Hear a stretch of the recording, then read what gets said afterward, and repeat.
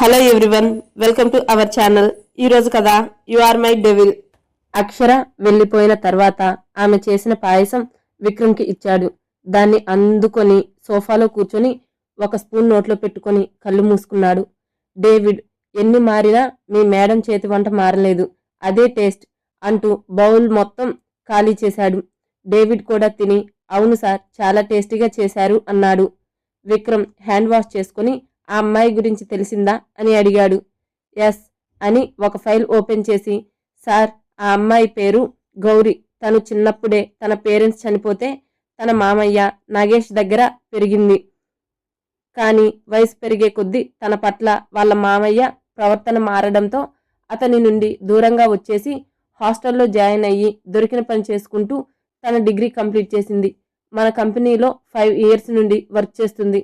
తన salary save చేసుకొని ఓన్గా ఇప్పుడు ఉంటున్న ఫ్లాట్కి కొనుక్కుంది. అప్పుడప్పుడు తన మామయ్య వచ్చి తన దగ్గరున్న డబ్బులు తీసుకెళ్ళిపోతాడు అని చుట్టుపక్కల ఎంక్వైరీ చేస్తే చెప్పారు అన్నాడు. మరి అభి ఆ అమ్మాయి దగ్గరికి ఎలా వచ్చింది? నన్ను చూసి కూడా ఎందుకు గుర్తుపట్టడం లేదు? ఆ విషయం తెలిసిందా అని అడిగాడు. సార్ అది అయితే తెలియలేదు. 3 ఏళ్ల క్రితం మేడంని తన రిలేటివ్ పేరెంట్స్ లేరు అని, ఇక నుండి తనతోనే ఉంటుంది అని పక్కింటి వాళ్ళు అడిగితే చెప్పిందంట. మేడం ఆ అమ్మాయి దగ్గర ఎందుకు ఉన్నారో ఆ అమ్మాయి చెప్తేనే తెలుస్తుంది అన్నాడు. అది నువ్వు తెలుసుకోవాలి అన్నాడు. నేనెలా అని అడిగాడు. ఎలాగనో నాకు తెలియదు. ఇప్పుడు మనం వెళ్ళి డైరెక్ట్గా అడిగినా చెప్పరు. అందుకే నువ్వు ఆ అమ్మాయితో ఫ్రెండ్షిప్ చేసి కనుక్కో అన్నాడు. సార్ ఫ్రెండ్షిప్ చేయడం ఎందుకు?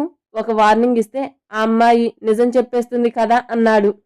నో, అభికి ఆ అమ్మాయి అంటే ఎంత ఇంపార్టెంట్నో చూసావు కదా. తను బాధపడితే అభి బాధపడుతుంది, అభి బాధపడితే నేను బాధపడతాను, నేను బాధపడితే అంటున్న విక్రమ్ మాటలు మధ్యలో అడ్డుకుంటూ, నేను చూడలేను సార్, మీరు చెప్పినట్టే చేస్తాను అన్నాడు డేవిడ్. నాకు తెలుసు అని స్మైల్ చేసి, పద మీ మేడం బస్ స్టాప్కి వెళ్ళిపోయి ఉంటుంది అని కార్ కీస్ తీసుకొని బయటకు నడిచాడు. విక్రమ్ ఫ్లాట్ నుండి వస్తున్న అక్షరాన్ని చూసి, ఎక్కడికి వెళ్ళావే అని అడిగింది గౌరీ. అది పక్కింట్లో ఎవరో రెంట్కి వచ్చారు, పాలు పొంగించమంటే వెళ్ళాను అంది. అవునా, ఎవరై ఉంటారు అంది. ఏమో, చూస్తుంటే డబ్బున్న వాళ్ళలా ఉన్నారు. ఏంటి డబ్బున్న వాళ్ళ? ఎందుకైనా మంచిది నువ్వు వాళ్ళతో జాగ్రత్తగా ఉండు. నీకు తెలుసు కదా ఈ 3 ఏళ్లలో మనం అలాంటి వాళ్ళ నుండి తప్పించుకోవడానికి ఎన్ని ప్రయత్నాలు చేశాం. డబ్బుంటే చాలు వాళ్ళ కాళ్ళ కిందకి ఏదైనా వస్తుంది అనుకుంటారు. డబ్బు పడేస్తే ఆట బొమ్మల అమ్మాయిలని వాళ్ళ చేతిలో ఆడే బొమ్మలా చెయ్యాలి అనుకుంటారు. అందుకే వాళ్ళకి దూరంగా ఉండు అంది. అక్షర మౌనంగా తల ఊపింది. సరే రా, టైం అవుతుంది, లంచ్ బాక్సులు నేను ప్యాక్ చేశాను అని బ్యాగ్ తీసుకొని అక్షర చేతికి ఇచ్చి ఫ్లాట్ లాక్ చేసి బస్ స్టాప్కి స్టార్ట్ అయ్యారు. అక్షర గౌరీ బస్లో మాల్కి వెళ్తే విక్రమ్ వాళ్ళని ఫాలో చేస్తూ వెళ్ళాడు. విక్రమ్ రావడంతో మేనేజర్ ఎదురు వెళ్ళి వెల్కమ్ చెప్తుంటే, మీరు హడావిడి చేసి నన్ను పబ్లిక్ చేయొద్దు, కొన్ని రోజులు మాల్కి వస్తూ ఉంటాను, మీ పని మీరు చూసుకోండి అని గంభీరంగా చెప్పి తన పర్సనల్ రూమ్కి వెళ్ళిపోయాడు. గౌరీ, అక్షర తన వర్క్లో పడిపోయారు. విక్రమ్ అభిను చూసే పనిలో పడిపోయాడు. ఈవినింగ్కి గౌరీ, అక్షర బస్ స్టాప్కి వెళ్లకుండా ఆటోలో కూరగాయల మార్కెట్కి వెళ్ళారు. కూరగాయలు కొన్ని పర్సనల్ థింగ్స్ తీసుకొని తిరిగి ఆటోలో ఇంటికి స్టార్ట్ అయ్యారు. అప్పటికే చీకటి పడుతూ ఉంది. ఇంతలో ఆటో ఆగిపోవడంతో ఏమైంది అన్నా అని అడిగింది గౌరీ. తెలియదమ్మా, చూడాలి అని ఆటో దిగి చెక్ చేశాడు. గౌరీ వాళ్ళ దగ్గరికి వెళ్ళి, ఆటో స్టార్ట్ అయ్యేలా లేదన్నా, దగ్గరలో రిపేర్ షాప్స్ కూడా లేవు, మీరు ఎలాగోలా వెళ్ళిపోండి అన్నాడు. అక్కడంతా నిర్మానుష్యంగా ఉంది. అన్నా, లేడీస్ ఈ టైంలో ఎలా వెళ్తాము? పైగా ఇక్కడికి ఆటో బస్సులు వచ్చేలా అనిపించడం లేదు అంది. నేను ఇలా అవుతుంది అనుకోలేదమ్మా, ఇక్కడ నుండి 2 కిలోమీటర్లు నడిస్తే బస్ స్టాప్ వస్తుంది అని డ్రైవర్ చెప్పడంతో విసుక్కుంటూ ఆటోలో ఉన్న సామాన్లు తీసుకొని నడక ప్రారంభించారు. ఆటో డ్రైవర్ చెప్పినట్టు 2 కాదు 3 కిలోమీటర్లు నడిచినా బస్ స్టాప్ కాదు కదా, ఒక్క షాప్ కూడా కనిపించలేదు. ఇదేంటే, వాడు బస్ స్టాప్ వస్తుంది అన్నాడు, ఇక్కడ చూస్తే ఒక్క పురుగు కూడా కనిపించడం లేదు అంది గౌరీ. గౌరీ, నాకు భయంగా ఉంది అని అక్షర అంటుంటే, ఏం భయపడకు, వెళ్ళిపోదాం అని గౌరీకి భయంగా ఉన్నా తను భయపడితే అక్షర కూడా భయపడుతుందని ఆమెకి ధైర్యం చెప్పింది. కొద్ది దూరం వెళ్ళిన తర్వాత 2 బైక్లు గౌరీ వాళ్ళ పక్కన ఆగాయి. ఏంటి అమ్మాయిలు, లిఫ్ట్ కావాలా అని అడిగాడు అందులో ఒకడు. వాళ్ళని చూస్తుంటే తాగి ఉన్నారు అని తెలుస్తుంది.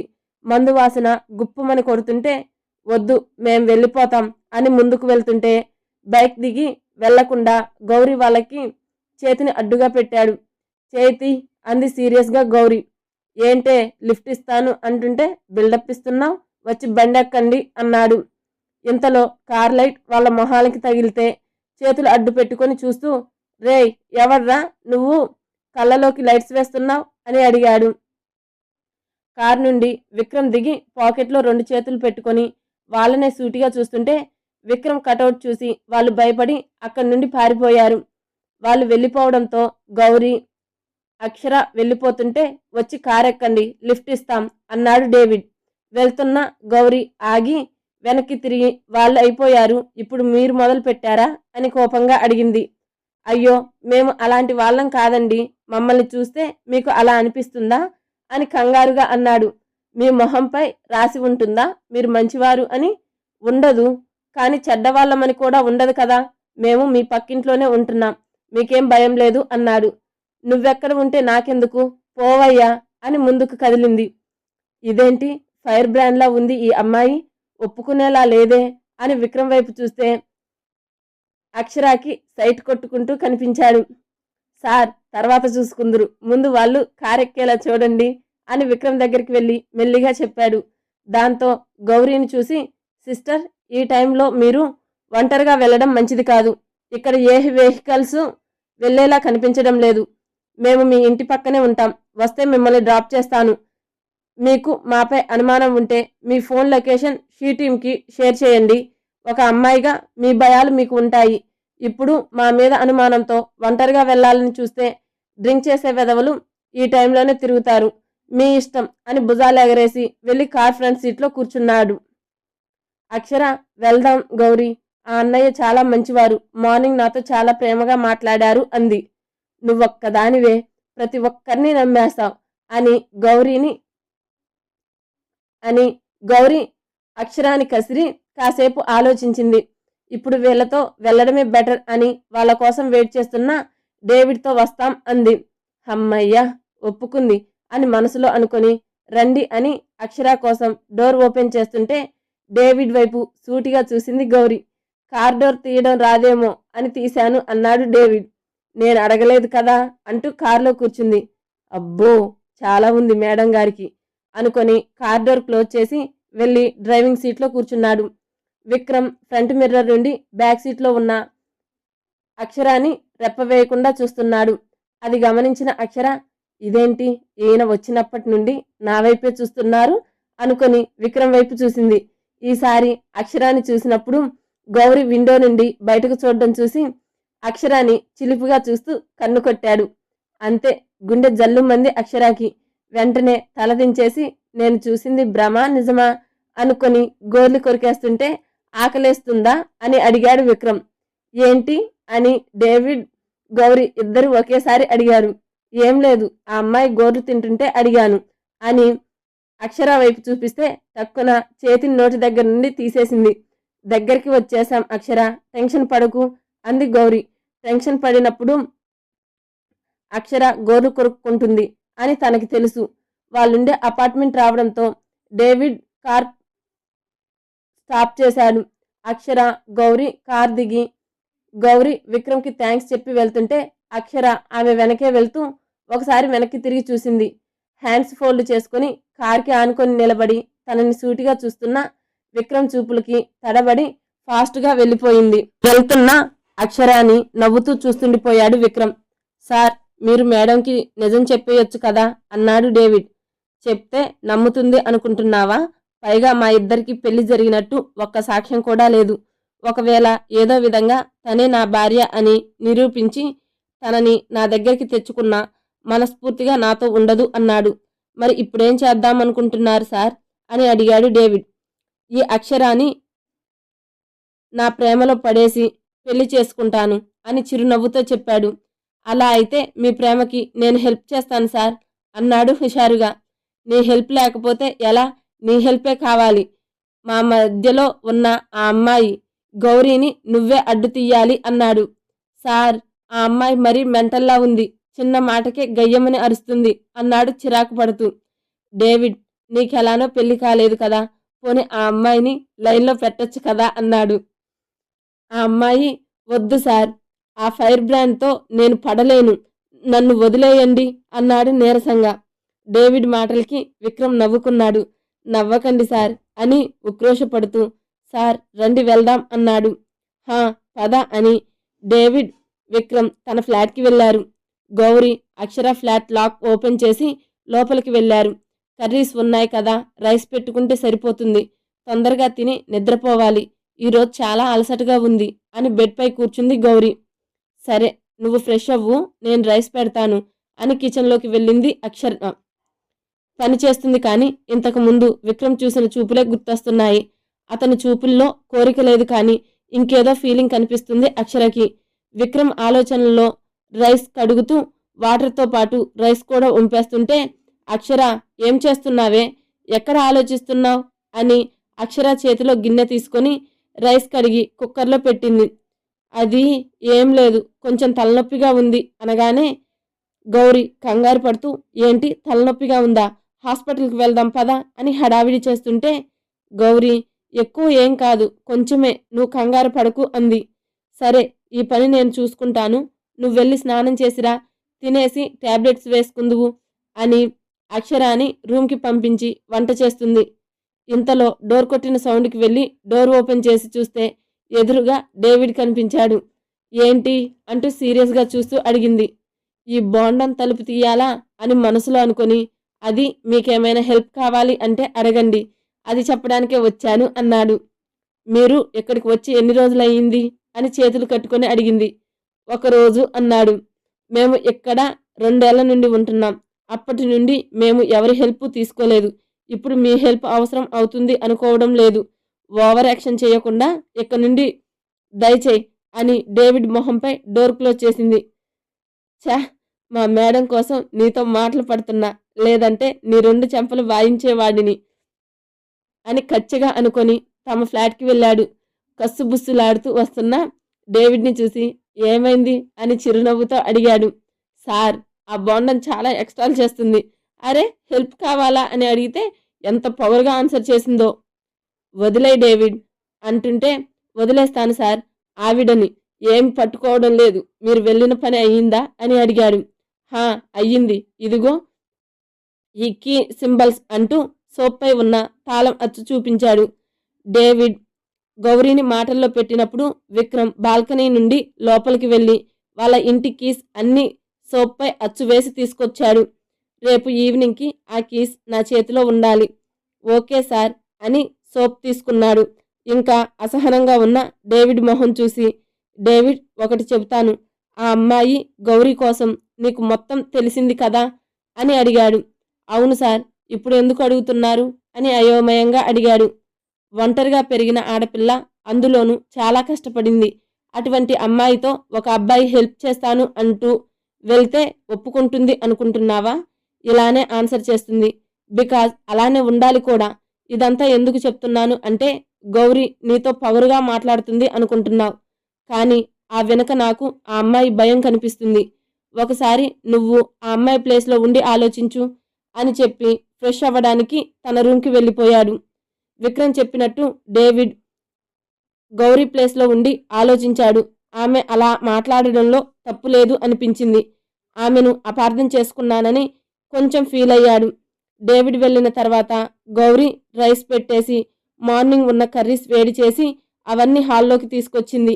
ఇంతలో అక్షర కూడా ఫ్రెష్ అయి రావడంతో ఇద్దరు కూర్చొని తినేశారు. తిన్న తర్వాత అక్షరాని రూమ్కి పంపించి తను కిచెన్లో క్లీన్ చేసి వాటర్ బాటిల్ తీసుకొని మెయిన్ డోర్ లాక్ వేసి బాల్కనీ డోర్ క్లోజ్ చేసి లైట్ ఆఫ్ చేసి బెడ్రూమ్లోకి వెళ్ళింది. అక్షర టాబ్లెట్స్ ఇచ్చి తను అక్షర పక్కన పడుకుంది. అలసిపోవడం వల్ల గౌరీ నిద్రపోతే అక్షర మాత్రం విక్రమ్ గురించే ఆలోచిస్తుంది. ఆయన్ని చూస్తుంటే డబ్బున్న వారిలా ఉన్నారు, వాళ్ళకి ఎంత దూరంగా ఉంటే అంత మంచిది అనుకొని విక్రమ్ గురించే ఆలోచిస్తూ నిద్రలోకి జారుకుంది. ఇటు విక్రమ్ కూడా ఫ్రెష్ అయ్యి డేవిడ్ వంట పెట్టిన వండిపెట్టిన ఫుడ్ తిని బెడ్పై వాలాడు. తన ఫోన్లో ఉన్న అక్షర పిక్స్ చూస్తూ నిద్రలోకి జారుకున్నాడు. నెక్స్ట్ డే మార్నింగ్ 5కి నిద్రలేచాడు విక్రమ్. ఎందుకంటే ఈ రోజు నుండి జిమ్ చెయ్యాలి అని ఫిక్స్ అయ్యాడు. అభినయ దూరం అయిన దగ్గర నుండి తన గురించి పట్టించుకోవడం మానేశాడు. ఇప్పుడు ఆమె కనిపించడంతో ఆమె కోసం ఆమెకి నచ్చే విధంగా ఉండాలి అని ప్రిపేర్ అవుతున్నాడు. విక్రమ్ నిద్రలేచి బాల్కనీలోకి వెళ్ళి ఒళ్ళు విరుచుకుంటూ పక్కకి చూసిన అతనికి మతిపోయే దృశ్యం కనిపించింది. అక్షర లంగావోని వేసుకుని తులసికోట దగ్గర పూజ చేస్తూ కనిపించింది. చాలా రోజుల తర్వాత ఆమెను అలా చూడడంతో కళ్ళు ఆమెకి అప్పగించేశాడు. ఇదేంటి పొద్దు పొద్దున్నే ఇలా రెడీ అయ్యి నన్ను టెంప్ట్ చేస్తుంది? 3 ఏళ్ల క్రితం మేడం గారి వల్ల తగ్గిన ఫీలింగ్ ఇప్పుడు ఈవిడని చూస్తుంటే మళ్ళీ మేల్కొంటున్నాయి. విక్రమ్, కంట్రోల్ చేసుకో, లేదంటే ఏమైనా చేస్తే మొదటికే మోసం వస్తుంది అనుకొని అక్షరాన్ని చూస్తున్నాడు. తులసి మొక్క మధ్యలో ఉన్న కన్నయ్య విగ్రహంకి పూజ చేయడం చూసి విక్రమ్కి ఉక్రోషం వచ్చేసింది. ఇది నన్ను మర్చిపోయినా నిన్ను మర్చిపోలేదు అని ఉడుక్కుంటూ అంటుంటే కన్నయ్య విగ్రహం విక్రమ్ని వెక్కిరించినట్టుగా ఫీల్ అయ్యాడు. కొన్ని రోజులే తర్వాత అది నాతోనే ఉంటుంది, అప్పుడు చెప్తా నీ పని. కన్నయ్యతో తగు అయిన తర్వాత బాల్కనీలో అక్షరాన్ని చూస్తూ పుషప్స్ తీయడం స్టార్ట్ చేశాడు. అక్షర చుట్టూ గమనించకుండా పూజ చేసుకుని లోపలికి వెళ్ళిపోయింది. తను వెళ్లడంతో ఇంకొక అరగంట ఎక్సర్సైజ్ చేసి చెమటలు చిందించి తన రూమ్కి వెళ్ళిపోయాడు విక్రమ్. అక్షర కిచెన్లోకి వెళ్ళి వంట ఫినిష్ చేసి హాల్లోకి వచ్చేసరికి గౌరీ రెడీ అయ్యి బయటికి వచ్చింది. ఇద్దరు బ్రేక్ఫాస్ట్ చేద్దామనుకుని తినడానికి రెడీ అవుతుంటే డోర్ కొట్టిన సౌండ్కి గౌరీ వెళ్ళి కిటికీలో నుండి చూసింది. బయట నాగేష్ కనిపించడంతో వీడేంటి నిన్న డబ్బులు పట్టుకుపోయి మళ్ళీ వచ్చాడు అని కంగారుగా అక్షర దగ్గరికి వెళ్ళి, అక్షర, వాడు మళ్ళీ వచ్చాడే, నువ్వు బాల్కనీలోకి వెళ్ళి దాక్కో అనగానే అక్షర బాల్కనీలోకి వెళ్ళిపోయింది. పక్కింటి బాల్కనీలో వాళ్ళు బాల్కనీ ఆనుకొని ఉన్న గోడ దూకి విక్రమ్ బాల్కనీలోకి కింద కూర్చుంది. గౌరీ డోర్ తీయడంతో నాగేష్ లోపలికి వచ్చి, ఏంటే నీ రూమ్లో ఇంకొక అమ్మాయి ఉంటుంది అంటున్నారు, నిజమేనా అని అడిగాడు. వామ్మో, వీడికి ఎవరు చెప్పారు అని టెన్షన్ పడుతూ, ఎవరు ఉంటారు మామయ్య, మొన్న నా ఫ్రెండ్ ఎగ్జామ్ రాయడానికి అని వచ్చి 2 రోజులు ఉండి వెళ్ళిపోయింది, అంతే, ఇంకెవరూ ఉండడం లేదు అని తడబడుతూ చెప్పింది. నాకు నీ మాటల మీద నమ్మకం లేదే అంటూ బెడ్రూమ్లోకి వెళ్ళి చూశాడు. అక్కడ ఎవరూ లేకపోవడంతో బాల్కనీలోకి వెళ్తుంటే గౌరీకి భయం వేసింది. పక్కింటి బాల్కనీలో ఉన్న అక్షరాన్ని చూసేస్తే అని టెన్షన్గా నాగేష్ వెనక వెళ్ళింది. నాగేష్ బాల్కనీలో పక్కంటి బాల్కనీలోకి తొంగి చూసి ఎవరూ లేకపోవడంతో గౌరీ వైపు చూసి, ఎవరినైనా తెచ్చుకొని పెట్టుకున్నావు అనుకో, వాళ్ళని రెడ్ లైట్ ఏరియాలో తీసుకెళ్లి పడేస్తా అని వార్నింగ్ ఇచ్చి డబ్బులివ్వు అన్నాడు. లేవు మావయ్య, మొన్న తీసుకెళ్ళిపోయావు కదా అంటుంటే బెడ్రూమ్కి వెళ్ళి కబోర్డ్లో బట్టలు గెలికి అందులో ఉన్న డబ్బులు తీసుకుని, నిన్ను ఎందుకు వదిలేస్తున్నానో తెలుసా, వీటి కోసమే అని డబ్బులు చూపించి వంకరగా నవ్వుకుంటూ వెళ్ళిపోయాడు. నాగేష్ వెళ్ళిపోయిన తర్వాత చా, వీడి మక్కలు విరిగొట్టేవాడు ఎవడైనా దొరికితే బాన్ను అనుకుని నాగేష్ని బండబూతులు తిట్టుకుంది. బాల్కనీలో దాక్కున్న అక్షరకి నాగేష్ ఇటే వస్తున్నాడు అని అతని మాటలు బట్టి అర్థమయ్యి వెనక్కి నడుచుకుంటూ విక్రమ్ రూమ్లోకి వెళ్ళిపోయింది. నాగేష్ చూసేస్తాడేమో అని కంగారులో వెనక్కి నడుస్తూ ఎటు వెళ్తుందో చూసుకోకుండా విక్రమ్ రూమ్లోకి వెళ్ళిపోయింది. అప్పుడే స్నానం చేసి వాష్రూమ్ నుండి వస్తున్న విక్రమ్ను గుద్దుకుంది. విక్రమ్ కూడా అక్షర రావడం చూడకపోవడంతో సడన్గా ఆమె వచ్చి గుద్దుకోవడంతో ఆమెతో పాటు బెడ్పై పడిపోయాడు. విక్రమ్ కింద ఉంటే అక్షర అతని పైన ఉంది. తన పెద్ద కళ్ళని ఇంకా పెద్దవి చేస్తూ విక్రమ్ నీలి కళ్ళలోకి చూస్తూ ఉండిపోయింది. విక్రమ్ అక్షర తన రూమ్లో ఎలా అని ఒక పక్క ఆశ్చర్యపోతూ వచ్చిన అవకాశం వదులుకోకూడదని ఆమె నడుము చుట్టూ తన 2 చేతులు పెనవేశాడు. విక్రమ్ పట్టుకోవడంతో తేరుకొని అతని పై నుండి లేవాలని చూస్తే విక్రమ్ వదలడం లేదు. వదలండి అని వణుకుతున్న గొంతుతో అడిగింది. వదలను, నా రూమ్కి నా కోసం వచ్చి వదలమని అంటే వదులుతాను అనుకుంటున్నావా అని చిలిపిగా అడిగాడు. నేనేమీ మీకోసం రాలేదు అంది కంగారుగా. మరి నా రూమ్లో నీకేం పని అని కళ్ళెగరేస్తూ అడిగాడు. అది మీ బాల్కనీలో ఫ్లవర్ బాగుంటే కోసుకుందామని వచ్చాను. చూసుకోకుండా లోపలికి వచ్చేశాను. నన్ను వదలండి అని గింజుకుంది. నాగేష్ కోసం చెప్పడం ఇష్టం లేక అబద్ధం చెప్పి ఆ అబద్ధం వల్లే తర్వాత విక్రమ్ దగ్గర ఇరుక్కుపోతుంది అని తెలియక, నో, వదలను. నువ్వు దొంగతనం చేయడానికి వచ్చావు. దొంగని వదిలేస్తానా అంటూ ఇంకా పట్టు బిగించాడు. ఏంటి, పువ్వుల కోసం వస్తే దొంగని చేసేస్తారా అని కళ్ళు పెద్దవి చేస్తూ అడిగింది. ఓయ్, ఆ కళ్ళు చిన్నవి చేయి. మామూలుగానే నీ కళ్ళు చూస్తే అందులో దూకి ఈత కొట్టాలి అనిపిస్తుంది. ఇక పెద్దవి చేస్తే బయటికి రావాలి అనిపించదు. అయినా నీ కళ్ళేంటే అంత పెద్దగా ఉన్నాయి అన్నాడు. వేనా ఆశ్చర్యంగా అడిగింది. అవును, మనకి ఎంతో ఇష్టమైన వారిని వే అనే పిలుస్తాం. ఆ పిలుపులోనే ప్రేమ ఉంటుంది అన్నాడు ఆమె ముంగురులను సవరిస్తూ. మీ మాటలు వింటుంటే నాకు భయంగా ఉందండి. నన్ను వదలండి అని ఏడుపు మొహం వేసుకుని అంది. అక్షర ఏడవడం చూసి సర్లే వదిలేస్తా, నేను చెప్పినట్టు చేస్తే అని ఆమెతో సహా లేచి నిలబడ్డాడు. విక్రమ్ వదలడంతో దూరం జరిగి ఏం చెయ్యాలి అని అడిగింది. నువ్వు మా ఇంటికి దొంగగా వచ్చావు, నాకు దొరికిపోయావు. నిన్ను వదలాలి అంటే నాకు ఒక ముద్దు పెట్టాలి అన్నాడు. ఏంటి, ముద్దా అని కళ్ళు నోరు వదిలేసింది. హా, ముద్దే అంటూ అక్షర దగ్గరికి వస్తుంటే వెనక్కి వెళ్తూ నేను పెట్టను, అయినా ఒక అమ్మాయిని ముద్దు పెట్టమని అలా ఎలా అడిగేస్తారండి? మరి మీరెలా పువ్వులు దొంగతనం చేయడానికి వస్తారండి అన్నాడు అక్షరాని ఇమిటేట్ చేస్తూ. కేవలం పువ్వుల కోసం ఇలా ఏడిపించడం ఏం బాలేదండి. ముందు రెంటికి ఉన్నవాళ్ళు నేను పువ్వులు కోసుకున్నా ఏమనేవారు కాదు తెలుసా అంది బిక్కమొహం వేసుకుని. వాళ్ళ గురించి నాకు అనవసరం. ముందు నువ్వు చెప్పు, పెడతావా పెట్టవా అంటూ అక్షరాన్ని గోడకి లాక్ చేశాడు. విక్రమ్ ఊపిరి ఆమె మొహానికి తగులుతుంటే టెన్షన్ పడుతూ ప్లీజ్ ముద్దు కాకుండా ఇంకేదైనా అడగండి అంది ఊపిరి బిగబట్టి. సరే అయితే నేను ఇక్కడ కొన్ని రోజులు ఉంటాను. నేను ఉన్నన్ని రోజులు నాకు మా ఇంటికి వచ్చి వంట చెయ్యాలి అన్నాడు. అక్షర బాగా ఆలోచించి ముద్దు కంటే ఇదే బెటర్ అనుకొని చేస్తాను అంది. విక్రమ్ సైడ్ స్మైల్తో దూరం జరిగి వెళ్ళు అన్నాడు. వెళ్తున్న అక్షరాని ఓయ్ అని పిలిచాడు. బాబోయ్, మళ్ళీ ఏమడుగుతారో అనుకొని టెన్షన్గా వెనక్కి తిరిగింది. ఇంకా ఏమి అడగను కానీ ఈరోజు నైట్ నుండే వంట చేయడం స్టార్ట్ చేయాలి అన్నాడు. అమ్మో, మనసులో అనుకున్నది చెప్పేశాడు.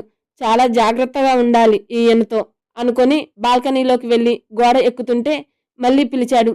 గట్టిగా కళ్ళు మూసుకొని తెరిచి వెనక్కి తిరిగి చూస్తే చేతిలో రోజ్ ఫ్లవర్ పట్టుకొని కనిపించాడు. విక్రమ్ని ఫ్లవర్ని మార్చి మార్చి చూస్తుంటే తీసుకో, వీటి కోసమే వచ్చాను అన్నావు కదా చిరునవ్వుతో అన్నాడు. విక్రమ్ కళ్ళలోకి చూస్తూ ఆ ఫ్లవర్ తీసుకొని తమ ఫ్లాట్కి వెళ్ళిపోయింది. అక్షర వెళ్ళిపోయిన తర్వాత రూమ్లోకి వెళ్ళి డ్రెస్ వేసుకొని రెడీ అయ్యి బయటికి వచ్చాడు. సార్, బ్రేక్ఫాస్ట్ రెడీ అంటూ డైనింగ్ టేబుల్పై ప్లేట్లో బ్రేక్ఫాస్ట్ వడ్డిస్తున్నాడు డేవిడ్. ఈవినింగ్ నుండి నీకు వండి పెట్టే శ్రమ తగ్గుతుందిలే డేవిడ్ అన్నాడు విక్రమ్ తింటూ. ఎందుకు సార్, బయట తింటారా? కానీ మీకు బయట ఫుడ్ పడదు కదా అన్నాడు. బయట ఫుడ్ ఎందుకు తింటాను, ఇంట్లో చేసిందే తింటాను. ఈవినింగ్ నుండి మీ మేడం వండి పెడుతుంది. అదెలా సాధ్యం సార్, మేడం ఎలా ఒప్పుకున్నారు అని అడిగాడు. మీ మేడం ఫ్లవర్ కోసం వచ్చి నాకు దొరికిపోయిందిలే అని జరిగింది చెప్పి నవ్వాడు. సార్, పాపం సార్, ఫ్లవర్ కోసం వస్తే దొంగని చేసేస్తారా? మరేం చేయమంటావు డేవిడ్, ఇదొక అవకాశంలా లభిస్తుంది, యూజ్ చేసుకోవాల్సి వచ్చింది అంటూ బయటికి నడిచాడు. అయినా మీకు అన్ని భలే కలిసి వస్తాయి సార్. మీ మేడం నాకు దగ్గరయ్యే రోజులు ముందున్నాయి కాబట్టి అన్నీ కలిసి వస్తున్నాయి అని ఫేస్కి మాస్క్ వేసుకొని ఒక కార్నర్లో నిలబడి అక్షర కోసం వెయిట్ చేస్తున్నాడు. బాల్కనీలో నుండి వస్తున్న అక్షరాన్ని చూసి ఇప్పటి వరకు నేను ఇక్కడే వెతికాను, ఎక్కడికి వెళ్ళావు అని అడిగింది గౌరీ. మీ మామయ్య మళ్ళీ ఎందుకు వచ్చారు అని అడిగింది. గౌరీ అడిగిన దానికి ఆన్సర్ చేయకుండా, అదా, నీ గురించి మా మామయ్యకి అనుమానం వచ్చినట్టుంది, నీతో పాటు ఎవరు ఉంటున్నారు అని ఇల్లంతా వెతికాడు. సచ్చినోడు, వాడి కాళ్ళు చేతులు విరిగితే బాన్ను అని తిట్టుకుంది. ఒకరి చెడు కోరుకోవడం తప్పే అంది అక్షర. నువ్వు మంచిదానివి అని నీలా అందరూ మంచివాళ్లే ఉండరే, వాడు ఎంత ఎదవో నాకు మాత్రమే తెలుసు. నువ్వు ఇలా అమాయకంగా ఉంటే ఎవరో ఒకరు మోసం చేయడం ఖాయం, అందుకే నిన్ను నేను వెంట పెట్టుకొని తిరిగేది అంది. గౌరీ మాటలకి విక్రమ్ గుర్తొచ్చాడు. పువ్వుల కోసం వెళ్తే దొంగని చేసి వంట చేయమని చెప్పాడు. అతను మంచివాడు కాదా అనుకుంది. అంతలోనే గౌరీకి తెలియకుండా అతనికి వంట ఎలా చేయాలి అని దిగులు పెట్టుకుంది అక్షరాకి. ఏంటే నేను మాట్లాడుతుంటే ఎక్కడో ఆలోచిస్తున్నావు? తిను, మనకి లేట్ అవుతుంది అని ప్లేట్లో టిఫిన్ వడ్డించింది. ఇద్దరూ తిని ఫ్లాట్ లాక్ చేసి మాల్కి స్టార్ట్ అయ్యారు. కారిడార్లో మాస్క్ వేసుకొని ఉన్న విక్రమ్ని గౌరీ గుర్తుపట్టలేదేమో, కానీ ఆ నీల కళ్ళని అక్షర గుర్తుపట్టి వేడిగా తగులుతున్న అతని చూపులను తలదించుకొని గౌరీ వెనకే వెళ్ళింది. గౌరీ అక్షర వెళ్లడంతో విక్రమ్, డేవిడ్ వాళ్ళని ఫాలో చేశారు. ఏంటి, విక్రమ్ బెంగళూరులో పనుంది అని 10 రోజుల తర్వాత వస్తాను అన్నాడు. విక్రమ్ కోసం రుద్రతో ఫోన్లో మాట్లాడుతున్నాడు ఉల్లాస్. అవునురా, వాడు అక్కడేం చేస్తున్నాడో తెలియడం లేదు. ట్రాక్ చేద్దామంటే వాడి చేతికి ఉన్న రింగ్ తీసేశాడు. మరి డేవిడ్ విక్రమ్తో ఉన్నాడు కదా, డేవిడ్ని అడుగు. అడిగాను, వాడు పనుంది అయిన తర్వాత వస్తాం అంటున్నాడు. కానీ ఏం పనో చెప్పడం లేదు. నువ్వు వాడితో వెళ్ళి ఉంటే తెలిసేది, కానీ నీకు ఇంపార్టెంట్ వర్క్ వచ్చి పడింది. ఇప్పుడు వాడి గురించి తెలుసుకోవడం ఎలా అంటూ తల పట్టుకున్నాడు రుద్ర. కంగారు పడుకు రుద్ర, వాడు కాంటాక్ట్లో ఉన్నాడు కదా, సేఫ్గా ఉన్నట్టే, వచ్చేస్తాడులే అని సర్ది చెప్పి కాల్ కట్ చేశాడు సింధు రావడంతో. ఏమండి, కాఫీ అంటూ కాఫీ కప్ అతని ముందు పెట్టింది. నాకేం అవసరం లేదు. అసలు నువ్వు ఏమనుకుంటున్నావు? ఇప్పుడు నీతో పాటు మీ అమ్మమ్మ ఊర్లో జరిగే జాతరకు నేను రాకపోతే జాతర ఆగిపోతుందా అని కోపంగా అడిగాడు. నేను అత్తయ్యతో చెప్పానండి, నేను ఒక్కదాన్నే వెళ్తాను అని. నువ్వు నా గురించి మాట్లాడావు అంటే నేను నమ్మాలి. నువ్వే కావాలని నన్ను ఇక్కడికి రప్పించావు. నీతో రావడం వల్ల అక్కడ నా ఫ్రెండ్ గురించి ఏమీ తెలియలేదు. వాడితో నేను వెళ్తే మాకు ఈ టెన్షన్ ఉండేది కాదు, నీ వల్లే అని కోపంగా అన్నాడు. సింధు తలదించుకొని నించుంటే మేము ముగ్గురం ఒకరికి తెలియకుండా ఒకరం అనుకున్నాం. తెలుసా, మాకు వచ్చే భార్యలు మా ఫ్రెండ్షిప్కి వాల్యూ ఇవ్వాలి అని, మా భార్యల వల్ల మేము విడిపోకూడదు అని అనుకున్నాం. వాళ్ళిద్దరికీ మా ఫ్రెండ్షిప్ అర్థం చేసుకునే భార్యలు దొరికారు. నాకు మాత్రమే నేను అనుకున్నది జరగలేదు అని విసుగ్గా అంటూ అక్కడి నుంచి వెళ్ళిపోయాడు. ఫస్ట్ ఆఫ్ ఆల్, అందరూ అనుకుంటున్నట్టు అభినయాకి గతం గుర్తు రాదు. కన్ఫామ్గా చెప్తున్నాను. ఏంటంటే ఈ 3 yearsలో ఒకవేళ తనకి గతం గుర్తొచ్చేటట్లు ఉన్నా అసలు తనకి గతం గుర్తు రాకుండా చేసింది ఎవరు? ఈ 3 yearsలో తను ఎలాంటి రిస్కుల్లో పడింది, అవన్నీ కూడా ఇప్పుడు మనకి రివీల్ అవుతుంటాయి. Please subscribe to my channel. Thank you.